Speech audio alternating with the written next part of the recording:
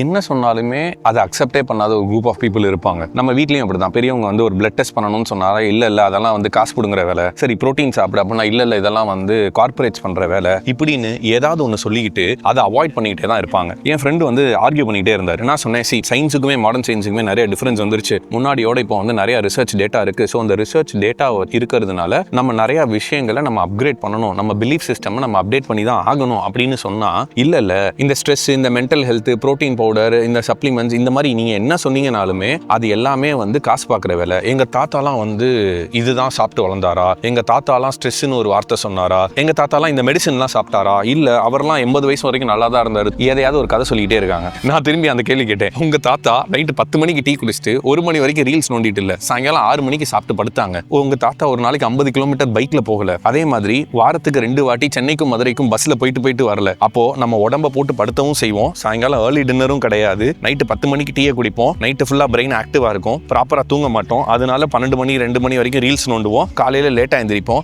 அப்போ அவங்க லைஃப் ஸ்டைலையும் இன்னைக்கு இருக்கிற நம்ம லைஃப் ஸ்டைலையும் கம்பேரே பண்ண முடியாது. அதே தான் நமக்கு இன்னைக்கு முக்காவாசி இருக்கிற விஷயங்கள் ஹெரிடிட்டி இல்ல, லைஃப் ஸ்டைல்னு புரியும் போது செம்மையா இருந்துச்சு எனக்கு. ஸோ இந்த லைஃப் ஸ்டைல் ப்ராப்ளம் நம்ம லைஃப் ஸ்டைலை ஃபிக்ஸ் பண்ணாம வேற எந்த மெடிசனும் இதை ஃபிக்ஸ் பண்ணாதுன்னு நான் புரிஞ்சுக்கிட்டேன். ஸோ 2 டிஃபரெண்ட் டைம் லைன்ல நடந்ததை கம்பேர் பண்றதை தயவு செஞ்சு ஸ்டாப் பண்ணுங்க. இன்னமும் பழைய கதையை சொல்லிட்டு இருக்கிற உங்க ஃப்ரெண்டுக்கு இதை ஷேர் பண்ணி விடுங்க.